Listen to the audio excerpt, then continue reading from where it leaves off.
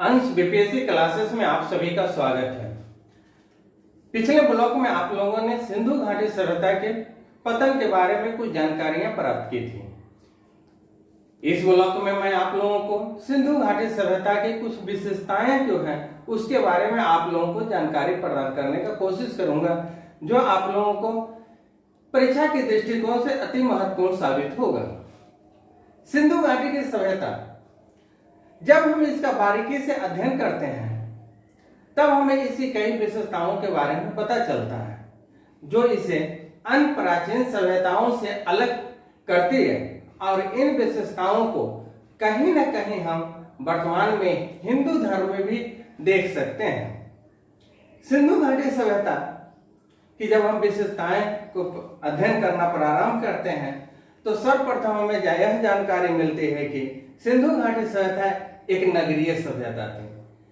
तो इसकी पहली विशेषता हम लेते हैं कि यह जो है नगरीय सभ्यता है।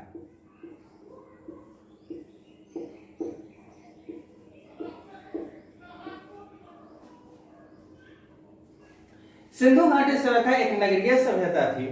इस सभ्यता के जिन स्थलों की खुदाई हुई है वे स्थल नगरीय साक्ष्य को स्पष्ट करते हैं, अर्थात हड़प्पा, मोहनजोदड़ो, धौलावीरा, राखीगढ़ी, रंगपुर, कालीबंगा, लोथल इत्यादि ऐसे क्षेत्र हैं जो नगर के रूप में थे। ऐसा मानना गलत नहीं होगा कि भारत में सर्वप्रथम सुनियोजित और सुव्यवस्थित नगरीय व्यवस्था सिंधु घाटी सभ्यता के रूप में ही पनपी थी। दूसरी जो इसकी विशेषता है वो है कि यह एक नियोजित सभ्यता थी।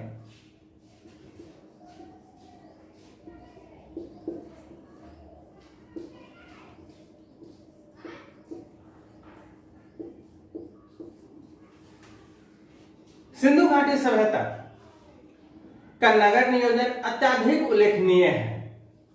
इस सभ्यता के नलियों की जो व्यवस्था थी वो विश्व प्रसिद्ध है। मकान जो थे वो कच्चे ईंटों के न बन करके पक्के ईंटों के बने हुए थे। सड़कें चौड़ी तथा एक दूसरे को 90 डिग्री पर काटते थे, अर्थात कि संपूर्ण थे। मकान को हवा का रुख का ध्यान में रख करके बनवाया जाता था। और भी कई विशेषताएं थी जो आज भी शहरी व्यवस्था से काफी मिलती जुलती है। सिंधु घाटी सभ्यता की जो तीसरी विशेषता है वो है कि सिंधु घाटी सभ्यता एक कांस्य युगीन सभ्यता थी।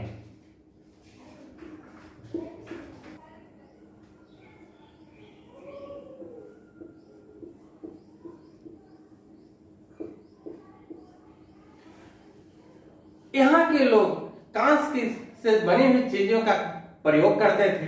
खुदाई के दौरान कांस्य की बनी हुई कई चीजें प्राप्त हुई है, जिससे हमें पता चलता है कि भारत में कांस्य का प्रयोग सर्वप्रथम सिंधु वासियों के द्वारा ही किया गया था। परंतु कांस्य का व्यापक प्रचलन इस सभ्यता में नहीं था। हड़प्पा से ही नहीं, मोहनजोदड़ो से भी हमें ऐसे साक्ष्य मिले हैं जिससे पता चलता है कि भारत में कांस्य का प्रथम प्रयोग सिंधु घाटी वासियों के द्वारा ही किया गया है।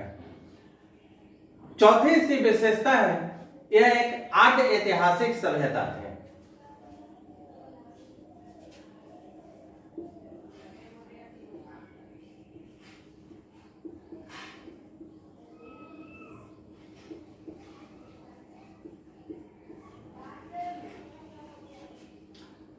आद्य ऐतिहासिक शब्द से तात्पर्य है कि इस सभ्यता की लिखित जानकारी तो मिलती है।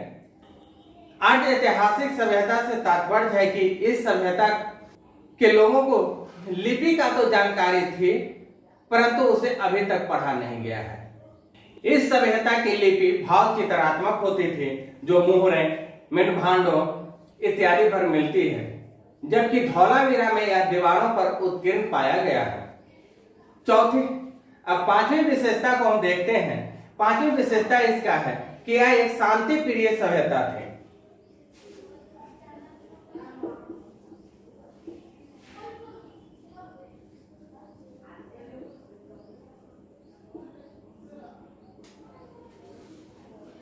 सिंधु घाटी सभ्यता शांतिपूर्ण सह अस्तित्व पर आधारित है। इस सभ्यता से अभी तक मजबूत प्रकार के हथियारों का साक्ष्य प्राप्त नहीं हुआ है, जो कि इसके शांतिपूर्ण अस्तित्व पर प्रकाश डालता है। जहां तक सिंधु घाटी सभ्यता शांतिपूर्ण अस्तित्व पर आधारित है, इस सभ्यता से अभी तक मजबूत प्रकार के हथियारों का साक्ष्य प्राप्त नहीं हुआ है, जो कि उसके शांतिपूर्ण अस्तित्व पर प्रकाश डालता है।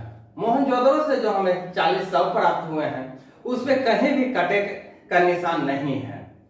साथ ही साथ वह भिन्न भिन्न तिथियों में उसको देखा जा सकता है। इसी जो छठी विशेषता है वह है कि यह एक व्यापार प्रधान सभ्यता थी। नेक्स्ट हम देखेंगे व्यापार प्रधान।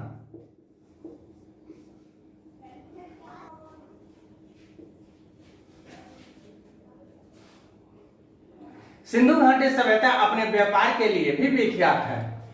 इसका व्यापार ईरान और अफगानिस्तान से बहुमूल्य पत्थर एवं चांदी का आयात किया जाता था, जबकि दक्षिण भारत से सोना मंगवाया जाता था। आप देखेंगे कि इसका जो व्यापार है वो भारत के पक्ष में था। यहां से निर्यात भी सूती कपड़े का किया जाता था। अगली जो विशेषता हम देखते हैं वह है विस्तृत सभ्यता थी।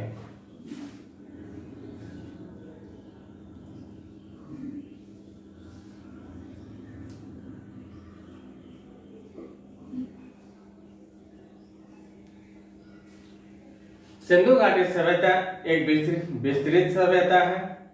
सभ्यता के बस्तियों के भौगोलिक अवस्थिति का जब विश्लेषण करते हैं तो यह स्पष्ट होता है कि इस सभ्यता का भौगोलिक क्षेत्र करीब करीब 13 लाख वर्ग किलोमीटर में फैली हुई थी। जितनी बड़ी मिस्र और नील सभ्यता को मिलाकर थी, उससे कई गुना बड़ी सिंधु घाटी सभ्यता थी। यह उत्तर में मांडा से लेकर दक्षिण में दयाबाद तक फैला हुआ था, जबकि पश्चिम में सुतकेंदोर से लेकर करके पूर्व में आलमगीर तक फैला हुआ था। इस तरह हम देखते हैं कि सिंधु घाटी सभ्यता का क्षेत्रफल जो वर्तमान भारत है उससे किसी भी रूप में कम नहीं था। अगली विशेषता इसकी है कि यह सभ्यता है वह कलात्मक दृष्टिकोण लिए हुए है।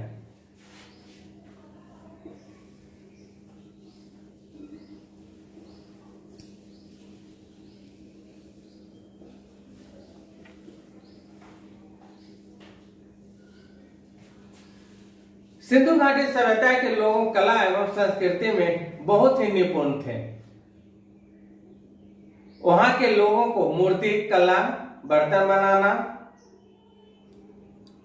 या तो धातु कला, चित्रकला, लिपि के ज्ञान, माप तौल, भवन निर्माण इत्यादि कलाओं का ज्ञान था। उपलब्ध साक्ष्यों के आधार पर कहा जा सकता है कि सिंधु भाषी कला प्रेमी थे। मोहनजोदड़ो से जो कांस्य की नर्तकी प्राप्त हुई है, कलात्मक दृष्टिकोण से सर्वाधिक महत्वपूर्ण उल्लेखनीय है। अगला हम देखते हैं सिंधु घाटी सभ्यता का जो विशेषता वह है प्रजातीय सभ्यता लिए हुए थे।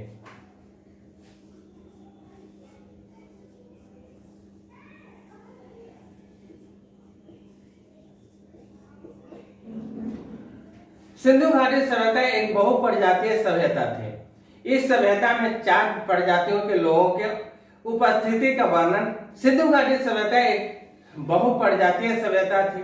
इस सभ्यता में 4 प्रजातियों के लोगों की अवस्थिति का प्रमाण मिलता है। ये प्रजाति थे भूमध्यसागरीय, मंगोलियाई, अल्पाइन, पोरोटो ऑस्ट्रेलियाई।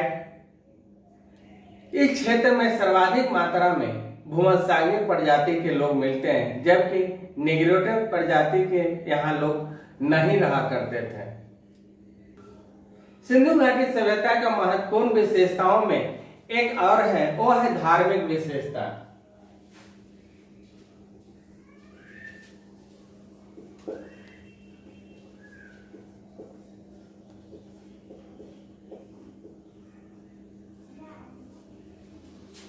सिंधु घाटी सभ्यता के लोग धार्मिक तथा अर्थ उनकी धार्मिक मान्यताओं में थे। सिंधु घाटी के लोग थे लिंग एवं योनि की जैसे प्रतीकों की पूजा करते थे।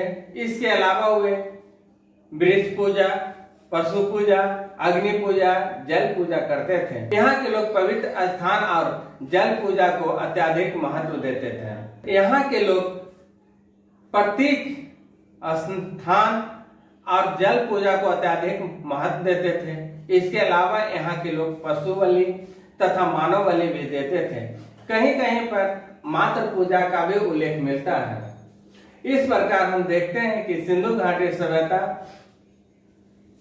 नगरीय, नियोजित, कांजुगिन, ऐतिहासिक, शांति प्रिय, व्यापार प्रधान, विस्तृत सभ्यता, कलात्मक, प्रजाति और धार्मिक विशेषता लिए हुए हैं। अगर हम लोग इसको सामाजिक विशेषता, आर्थिक विशेषता और धार्मिक विशेषता के रूप में भी देख सकते हैं।